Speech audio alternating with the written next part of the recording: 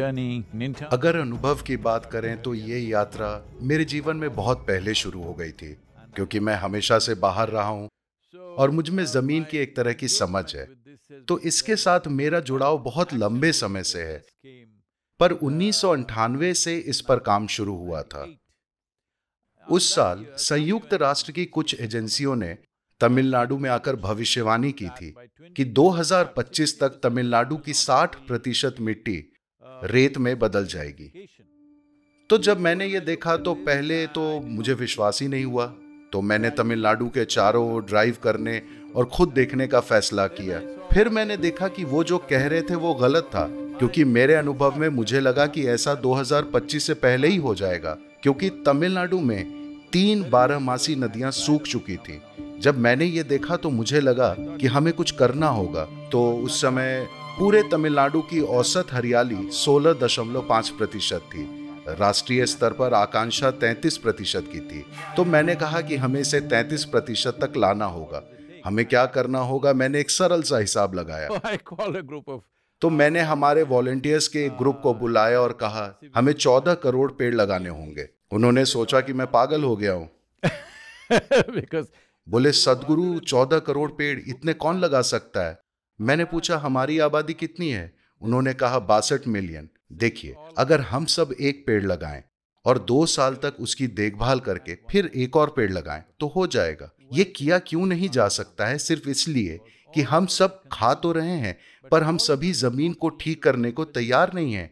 बात बस इतनी ही है। तो इसके आधार पर हमने प्रोजेक्ट ग्रीन हैंड्स नाम का एक आंदोलन शुरू किया, जिसमें लाखों लाख पेड़ लगाए गए, जो अब भी जारी है। और हमने 120,000 से ज्यादा किसानों को पेड़ों पर आधारित खेती से जोड़ा, जिससे हमने मिट्टी की क्वालिटी में और भोजन के पोषण मूल्यों में काफी सुधार देखा। और सबसे बढ़कर किसानों के लिए ये एक आर्थिक प्रक्रिया है, क्योंकि 7 से 8 सालों में उनकी कमाई 300 से 800% के बीच बढ़ रही है।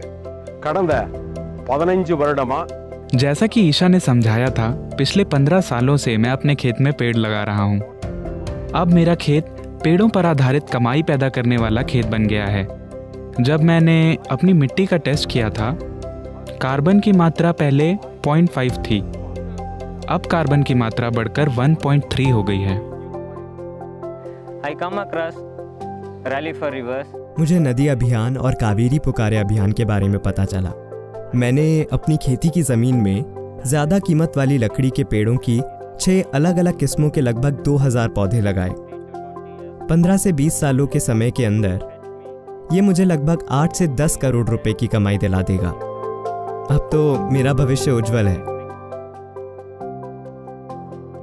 एक जरूरी चीज जिस पर मैं अभी जोर दे रहा हूं वो ये कि हमें फॉरेस्ट प्रोड्यूस या जंगल की पैदावार शब्द को छोड़ देना चाहिए। ऐसा कुछ नहीं होता। अगर आपको लकड़ी चाहिए आप इसे उगाइए, अगर आपको शहद चाहिए आप इसे उगाइए, आपको बाकी जो कुछ भी चाहिए आप उसे अपनी खेती की जमीन पर उगाइए। अभी हम दुनिया के अलग अलग हिस्सों से 70,000 करोड़ से ज्यादा कीमत की लकड़ी का आयात कर रहे हैं। ये 70,000 करोड़ अगले 20 सालों में हमारे किसानों के पास जा सकते हैं अगर हम अभी से पौधे लगाना शुरू कर दें। तो इसका मतलब ये नहीं कि हम खेती छोड़ दें, हम लगभग हर फसल उगा सकते हैं। पिछले 22 सालों से हमने यही साबित किया है। मेरा काम है अर्थव्यवस्था और पर्यावरण के मिलन को अंजाम देना, क्योंकि अगर ये दोनों चीजें एक दूसरे से नहीं जुड़ी तो पर्यावरण हार जाएगा। इसके आधार पर हमने अगली चीज शुरू की, क्योंकि मैंने देखा कि जमीन पर पेड़ लगाने को लेकर कई नीतियों से जुड़ी रुकावटें थी।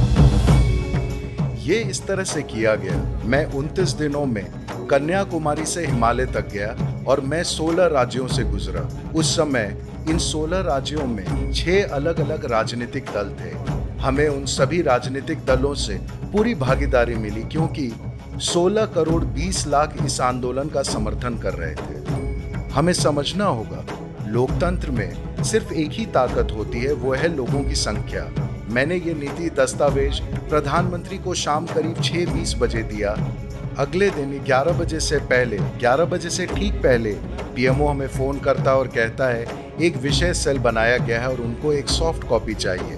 3.5 महीने के भीतर नीति आयोग ने सभी 28 राज्यों के लिए एक नीतिगत सिफारिश बना दिया। मैंने तो आपके प्रयासों को खुद देखा है।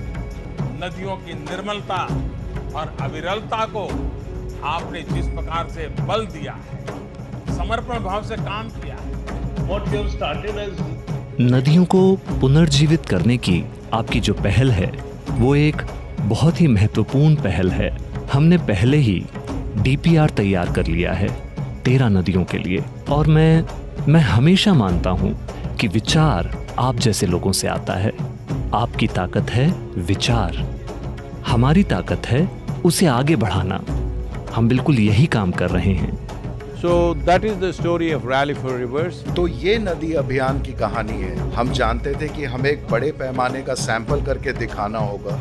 यही कारण है कि हमने कावेरी पुकारे अभियान शुरू किया, क्योंकि मैं कावेरी के आसपास पला बड़ा हूँ। 50 साल पहले उसमें जितना पानी हुआ करता था, आज केवल 40% रह गया है। कावेरी पुकारे एक जारी प्रक्रिया है। कर्नाटक में 9 जिले हैं जो कावेरी बेसिन को कवर करते हैं। हम इन 9 जिलों में ही काम कर रहे थे, और अगस्त सितंबर के महीने में हमारे पास हमारे स्वयं सेवकों ने भीतर जाकर लगभग 6 हफ्ते के समय में 1800 आयोजन किए, 1800 पंचायतों में। इसे देखकर अब कर्नाटक सरकार ने गए 2 हफ्ते के दौरान हमें 31 जिलों में इसे लागू करने के लिए एक आमंत्रण भेजा, यानी कर्नाटक के सभी जिले यूएनसीसीडी कावेरी कॉलिंग की सफलता को देखते हुए अब कावेरी पुकारे को ट्रॉपिकल दुनिया में एक आदर्श परियोजना के रूप में पेश कर रही है।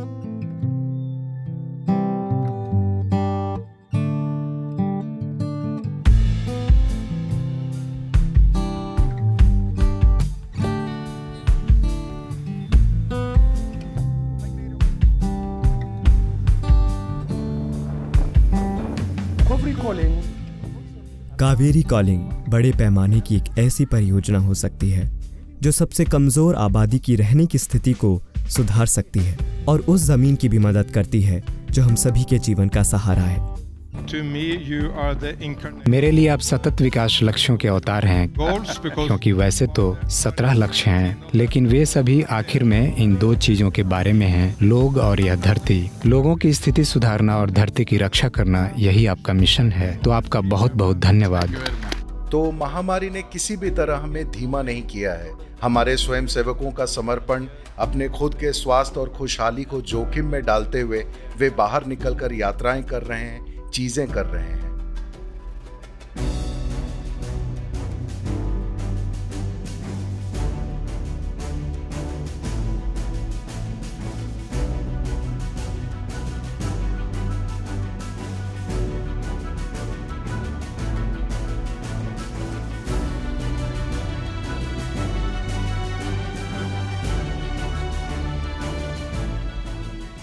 हमें इसे समझने की जरूरत है। कावेरी पुकारे हमारी अपनी बस कोई काल्पनिक परियोजना नहीं है। ये दुनिया के लिए बहुत महत्वपूर्ण है ये साबित करना कि जिस मिट्टी की क्वालिटी खराब हो गई है उसे योजना और रणनीति की मदद से फिर से ठीक करना संभव है। तो हर कोई इसका हिस्सा बने और आइए इसे संभव बनाएं।